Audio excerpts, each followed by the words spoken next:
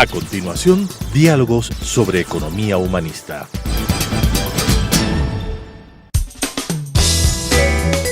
Clasificación A. Apto para todo público.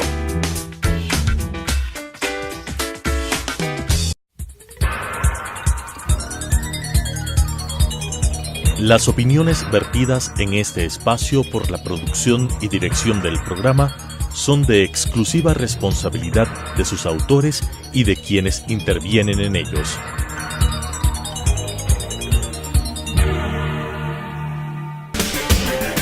Telesucesos Canal 29 presenta Diálogos sobre economía humanista. La nueva axiología económica debe expresarse no solo como un pensamiento renovado de los valores humanos esenciales, sino, sobre todo, como una renovada propuesta de conducta personal dentro de la sociedad, con la conducción del economista Eduardo Valencia Vázquez. Un gusto, estimados amigas y amigos, de estar nuevamente con ustedes en su programa Diálogos sobre economía humanista. Siempre hago la introducción de que la palabra humanismo es la preocupación que tiene todo profesional, sobre todo en el campo de la economía, de analizar los aspectos más significativos del cuadro macroeconómico y ver la incidencia que tiene en la vida de las personas. Por eso es la parte humanista. Al menos a mí me preocupa fundamentalmente el que la economía esté bien manejada, que la política económica esté bien diseñada, que la gobernanza del país esté sustentada en lo que determina la Constitución, que es del pueblo, y obviamente para servir al pueblo. Como decía alguna vez Abraham Lincoln, el arte de gobernar es por el pueblo y para el pueblo, no es una cuestión etérea en donde el pueblo está ausente, el pueblo debería ser el principal actor. Así que pues con esa filosofía en mente, todas las intervenciones que yo pretendo hacer son precisamente para ponerme del lado de ustedes, de las personas de clase media, de las personas de clase baja, pero también de los empresarios que son actores fundamentales porque ellos son los que producen, los que se arriesgan y entregan bienes y servicios a la sociedad. Y por tanto todas las instituciones privadas tienen un puesto, tienen un papel que cumplir. Así que para mí lo que me importa es de que estemos hablando de una sociedad integrada, de una sola mancomunidad como debe ser un país, en busca de un solo propósito, es decir, que todos jalemos la carreta para el mismo lado. Hecho esta aclaración, en esta ocasión voy a profundizar un poco más en esta segunda parte, lo que ya habíamos iniciado en una sesión anterior, antes del feriado. Lamentablemente ha pasado un par de semanas desde mi última intervención y por eso voy a refrescar algunas cosas que ya dije en aquella ocasión, pero en todo caso este es un programa complementario. Si no han visto el programa anterior, les va a introducir al tema y lo voy a completar. Si es que ya lo vieron, de todas maneras el refrescar ideas, el profundizar algunos conceptos y ampliarlos va a ser de una gran ayuda. No, personalmente yo creo que el momento que está viviendo el país es de una gran complejidad. No soy el único que piensa de esta manera. Yo formo parte de dos instancias de pensamiento que están colaborando con el país en estos mismos instantes. La una instancia es la veeduría sobre la deuda pública del país, de la cual yo formo parte desde hace varios meses, y que ha expedido ya un informe definitivo sobre el manejo de la deuda pública en el gobierno del anterior presidente Correa,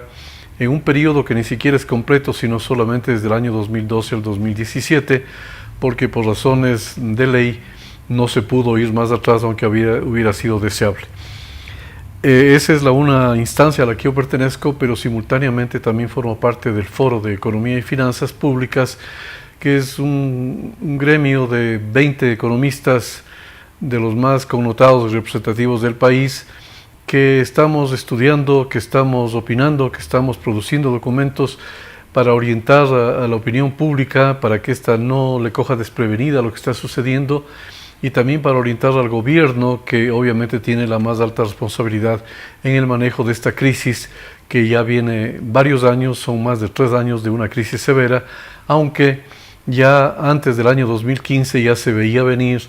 el devenir de la economía era muy malo, empezaba la economía ya a reflejar varios desequilibrios, y cuando los desequilibrios empiezan a asomarse es correcto afrontarlos de entrada para no dejarlos crecer. Cuando se deja pasar demasiado tiempo, las cosas se van complicando y su arreglo y sus soluciones son ya más escasas y mucho más difíciles. Esto lo he dicho varias veces en distintos programas.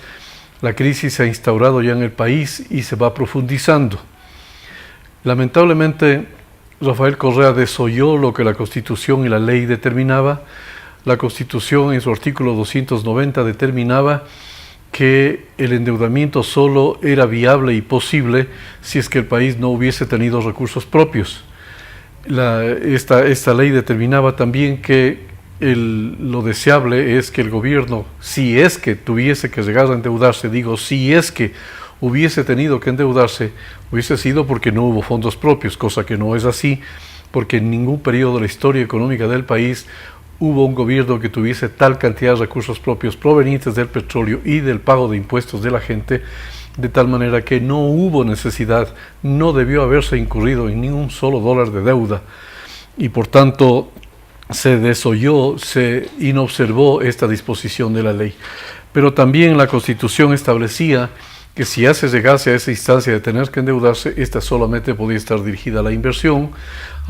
entendida como infraestructura. De hecho, el artículo 290 dice inversión para infraestructura y no admite ninguna otra posibilidad de que la deuda pueda servir sino para esta finalidad. También desoyó eso y obviamente Rafael Correa endeudó al país,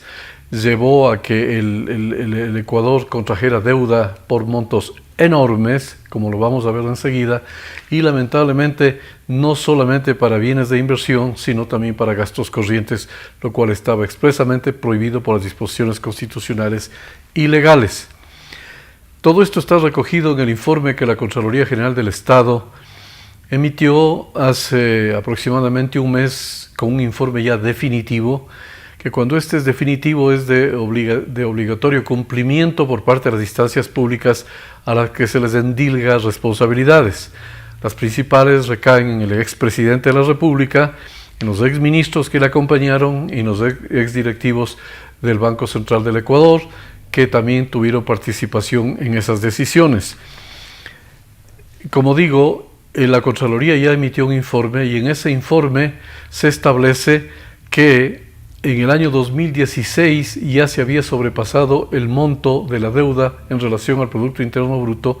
que el Código de Planificación de las Finanzas Públicas lo estableció en el 40%. En el mes de diciembre ya se sabía que se había superado el 39% y justo unos minutos antes de que se pase el nivel del 40%, el expresidente expidió un decreto, el 1218, con el cual pretendió modificar lo que establecía el artículo 124 del Código de Planificación y Finanzas Públicas y su reglamento, de tal manera de suprimir una parte del monto de la deuda, la parte correspondiente a la deuda interna que venía de instituciones como el Banco Central, el Instituto Ecuatoriano de Seguridad Social, y al suprimir esa parte de la deuda bajó radicalmente el porcentaje de la deuda que estableció el gobierno en una forma irregular, ilegal, inmoral, estableciéndolo en lugar del 39% en el 27%. Con eso, evidentemente, evitó lo que la Constitución y las leyes disponen, que cuando ya se iba a sobrepasarse el 40%, porque ya era una señal de que los desequilibrios estaban perjudicando a la economía, y cuando hablo de economía es perjudicar a la inversión, a la generación de empleo, a la generación de ingresos de los ecuatorianos y su bienestar. Para evitar el tener que hacer ajustes o dejar de endeudarse al país para reducir el gasto público, que como he dicho en muchas ocasiones anteriores y sobre todo en la última, el exceso de gasto público fue lo que provocó los desequilibrios. Hubo una avalancha de gastos corrientes, se generaron empleos de toda naturaleza. Correa incorporó a 38,000 subalternos con cargos directivos cuando el país tenía nada más que 25 ministerios, cuando tradicionalmente eran 12, los duplicó. Pero aún teniendo 25 ministerios es insólito que hayan habido 38,000 ejecutivos que consumían nada más que 2.400 millones de dólares de lo que la gente paga de sus impuestos o lo que el petróleo genera. Esto es una aberración técnica, entre otras de las tantas aberraciones que hubo, para inflar el gasto público, el gasto corriente y perjudicar al país. Entonces, puesto que las leyes le obligaban al presidente a tener que ajustarse al monto del 40%, esa disposición, un acto administrativo, un decreto, el 1218, pretendió modificar la ley, cosa que es ilegal, absolutamente antiética, antitécnica, porque un decreto, que es un acto administrativo, no puede modificar la ley porque la ley es una instancia superior en el sistema legal. Al haberlo hecho, obviamente se incurrió en una infracción a la ley, y puesto que eso se hizo para seguir endeudando al país, es decir, hubo un objetivo protervo y además en condiciones extremadamente onerosas, que ahora lo vamos a ver, cuyos costos para el país han sido enormes, ha sido un acto lesivo contra los intereses de la nación. Entonces, lo que hubo ahí es la mala intención de causar daño al país porque se contrajo deuda extremadamente cara, con enormes costos, como vamos a ver ahora, con cifras no millonarias, billonarias, en miles de millones de dólares, los costos para el país. Y por tanto, a sabiendas de que el costo iba a ser enorme y que la lesión al país iba a ser enorme, igual se expidió ese decreto, por lo cual el informe de Contraloría estableció indicios de responsabilidad penal. Como ustedes saben, ese tipo de indicios de responsabilidad penal le corresponde a la Fiscalía y a los jueces, pero se puede anticipar de que no son prescriptibles y por tanto algún rato tendrán que pagar las consecuencias de aquellos que tomaron esas decisiones, sin perjuicio de todas las repercusiones también de orden civil y administrativo que acarrean consigo decisiones tan absolutamente desacordes con lo que el país necesita. Así que en esas instancias se ha abierto una indagación fiscal. Curiosamente, el fiscal Vaca, que era un hombre cercano a Correa y que hasta el último trató de minimizar la actuación de ese nefasto presidente y protegerlo de alguna manera, abrió una investigación que no debía haberse abierto, una investigación porque ya la Contraloría había trabajado por el lapso de 9 meses, en donde en los últimos 3 meses nos habíamos incorporado los veedores para ayudar a interpretar, a mejorar técnicamente el informe, cosa que en efecto se hizo en conjunto con los señores auditores liderados por el Contralor Pablo Celi. Entonces, el tema es que, por desgracia, esta situación que determinaba la Contraloría,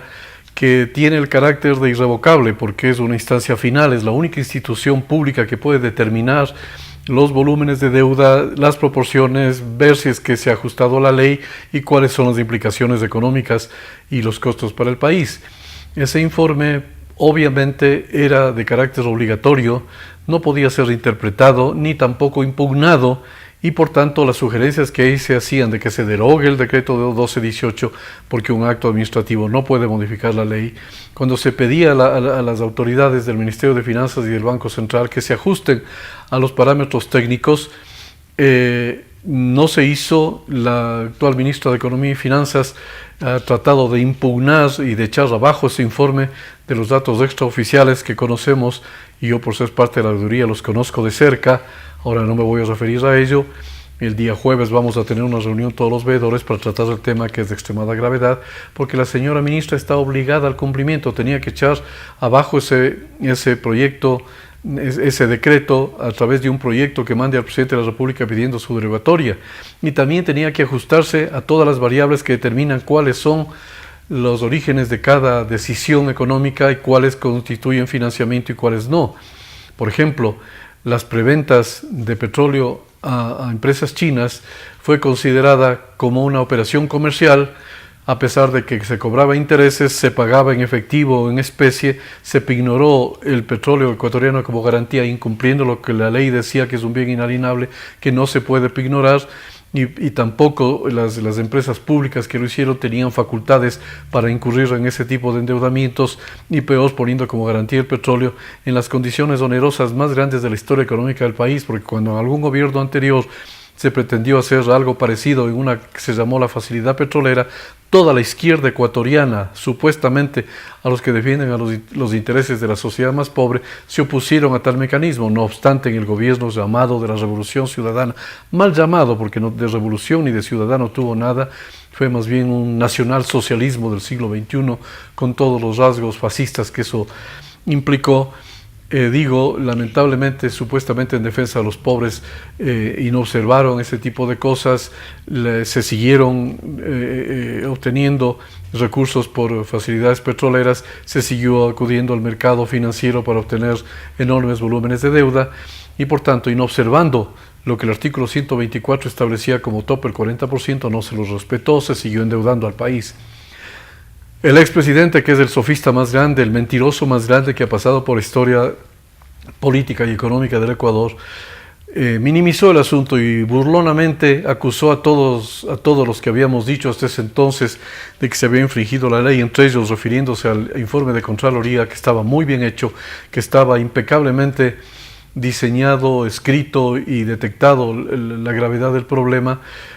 Burlonamente dijo que le inician una indagación fiscal con indicios de responsabilidad penal por haber hecho caso al Fondo Monetario Internacional, que establecía la forma de cálculo de la deuda respecto del PIB, insinuando que había que quitar esa deuda interna a la que me he referido, la del IES, la del Banco Central, y que quitando esa deuda se consolidaban las cifras y por tanto era perfectamente legítimo porque supuestamente el propio Fondo Monetario Internacional así lo había determinado. Pues yo he exhibido en los medios de comunicación colectiva este documento que le tapa la boca al señor Correa. Una más de sus mentiras ha quedado en evidencia, en este caso proveniente de la máxima autoridad del Fondo Monetario Internacional, la señora Lagarde, que conjuntamente con un alto ejecutivo, el director adjunto para el hemisferio occidental, que es la segunda o tercera autoridad más alta del Fondo Monetario Internacional, dicen que el fondo nunca autorizó tal cosa, que el fondo no procede de esa manera, que no es correcto quitar la deuda interna para consolidarla y con eso disminuir el saldo de la deuda y la proporción con el Producto Interno Bruto. Y por tanto desmiente y dice que esa no es una práctica estándar del fondo, es decir, no es una práctica convencional, no es una práctica común, y por tanto demostrando que el expresidente y sus ministros de Estado infringieron la ley e incurrieron en delitos penales. El propio Fondo Monetario le tapó la boca a este gran mentiroso que ahora vive en Bélgica y que trató de engañar al país burlonamente diciendo que por una forma de cálculo le siguen un juicio penal. Ahora van a escucharme, queridos ecuatorianos y ecuatorianas, el legado que nos dejó este hombre, que nunca nos dejó un patrimonio porque todo lo que hizo fue construir obras de infraestructura en donde metieron grandes volúmenes de crédito para gastos corrientes, y en lugar de dejarnos un patrimonio que solamente puede existir cuando este bien inmueble, cualquiera que sea, una obra de infraestructura, una carretera, un hospital, una escuela, está totalmente pagado. Pero como dejó toda la deuda por pagar, nunca nos dejó un patrimonio, dejó a los ecuatorianos el sacrificio, sangre, sudor y lágrimas con la que tendremos que pagar en los próximos años. Así que el propio Fondo Monetario Internacional le desmiente a Rafael Correa. Aquí está el documento que ojalá lo puedan leer. Como también desmiente la última visita de la ministra de Economía y Finanzas a Washington, que se fue de paseo, porque el Fondo Monetario dice que con ella no conversaron nada de la deuda, que solamente van a tratar los desequilibrios estructurales y el tema de la deuda en la visita que va a ser en las próximas semanas o meses para tratar la consulta del artículo 4, que es una visita rutinaria que hace funcionarios del fondo para tratar los problemas en todos los países y que recién lo van a hacer las próximas semanas o meses. Se sabe ahora que la ministra, estando allá, ni siquiera quiso hablar con los inversionistas para preguntar las condiciones de un eventual crédito, para ver la ayuda, para ver cómo se deshacen del enorme volumen de deuda que dejó Rafael Correa. Siendo ministra de Economía, la actual ministra en este gobierno también, ella fue la que provocó el default, y al provocar el default dejó establecida la pauta para que nos entreguemos en manos de los chinos, y lamentablemente estos nos concedieron ayuda financiera, como dije en el programa pasado, en condiciones onerosas, con tasas de interés de usura y pidiendo la hipoteca de nuestro petróleo, cosa que no había sucedido en la historia económica antes. Bueno, el tema es que la propia señora Lagarde desmiente este asunto y con eso quedó en evidencia la verdad estricta, legal, técnica del informe de la Contraloría General del Estado. Y como este no puede ser modificado, las responsabilidades son claras y ahí están establecidas: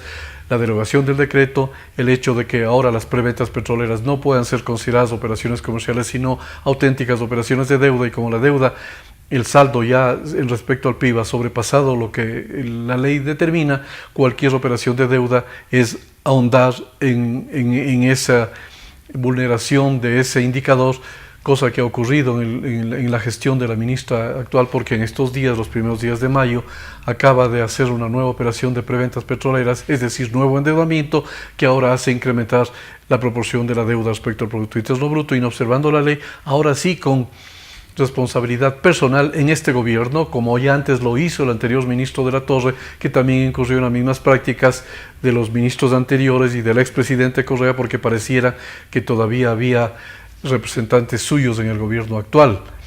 Yo lamento mucho el tener que referirme a este tipo de cosas, pero no son decisiones mías, es una interpretación cabal, técnica, respaldada por los organismos y por el órgano contralor, de que quienes infringieron la ley con fines protervos fueron los exministros y el expresidente de la República. Así que bueno, la cosa está absolutamente clara. Ahora vamos a ver la profundidad del tema. La profundidad del tema es tal que ha merecido que el otro foro al cual pertenezco, que es el Foro de Economía y Finanzas Públicas, que está compuesto por algunos de los mejores economistas que tiene el país, 20 de los más prominentes economistas están formando parte de este Foro de Economía y Finanzas Públicas,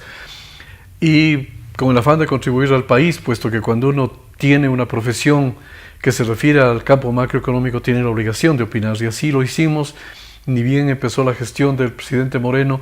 y expedimos un documento, él nos invitó por esa razón a una reunión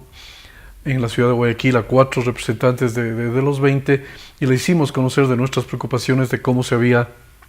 ido gestando un enorme costo para el país con las operaciones que enseguida las voy a rememorar. Pero lamentablemente no ha pasado nada en la administración del Ministerio de Economía por el señor de la Torre. El asunto se agravó antes que mejorarse, dejó perjudicado al país en volúmenes enormes adicionales, y ahora que se le ha nombrado esta nueva ministra, siguen con las mismas prácticas. Lo grave de eso es que, sabiendo todos que fue persona cercana al ministro Correa, mantienen un diálogo a través de chats y de correos, y parecería que ella tiene una doble consigna, la del expresidente Correa y también el compromiso que tiene con el actual presidente. No se sabe cuál tiene más injerencia y más influencia en las decisiones que toma la actual ministra, pero parecería ser que el viejo atavismo del correísmo todavía ella lo sigue respetando. Bueno, este nuevo documento expedido por el Foro de Economía y Finanzas Públicas, suscrito por el economista Marco Flores en su calidad de coordinador, le dice al presidente de todas estas cosas, le hace notar al presidente que estamos siendo manejados por una ministra que sigue las mismas prácticas anteriores como siguió el mismo señor de la Torre, y que lamentablemente con esto de las preventas petroleras no ha cambiado absolutamente nada. Sabemos extraoficialmente que la ministra ha querido echar abajo el informe de la Contraloría, lo cual es una verdadera barbaridad, puesto que es declararse en rebeldía, puesto que es pretender inobservar un documento que no tiene posibilidad de ser revisado y que no tiene posibilidad de ser impugnado. Todo eso para que, si hubiese logrado estos fines protervos de echar abajo ese documento, poder seguirse endeudando libremente. Es decir, parecería aquí que la consigna de estos economistas del siglo XXI, de este socialismo siglo XXI, son favorables al endeudamiento, como que la deuda fuera la manera más adecuada de financiar la obra pública y de generar riqueza para el país. La única manera absolutamente incontrovertible de poder ayudar a lograr los fines del desarrollo económico es cuando un país utiliza sus propios ahorros, los provenientes del petróleo, los provenientes de los impuestos, los provenientes del pago de utilidades de las empresas. Los ahorros de los agentes económicos deben servir para el financiamiento de la obra de infraestructura. Y lamentablemente aquí no se hace así, se hace con deuda.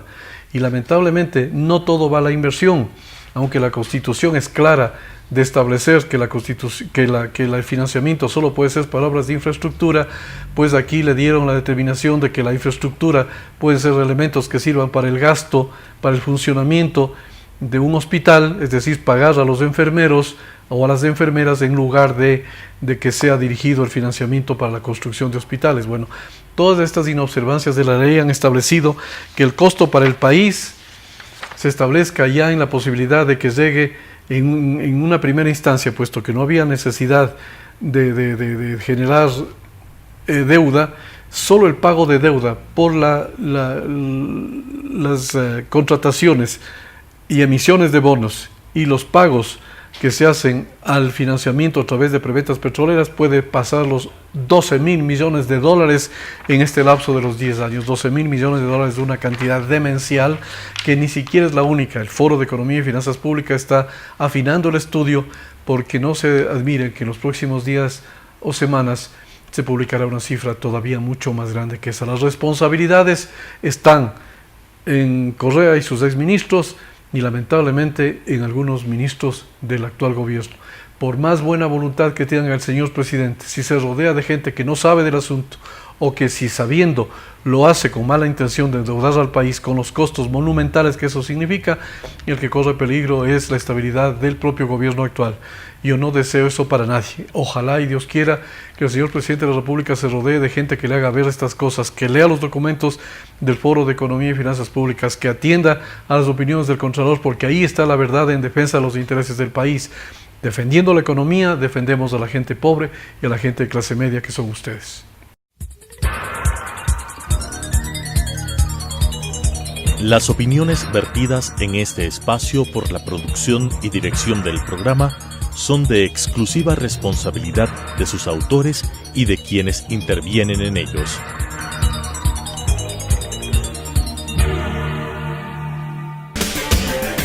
Telesucesos Canal 29 presentó Diálogos sobre Economía Humanista. La nueva axiología económica debe expresarse no solo como un pensamiento renovado de los valores humanos esenciales, sino, sobre todo, como una renovada propuesta de conducta personal dentro de la sociedad, con la conducción del economista Eduardo Valencia Vázquez.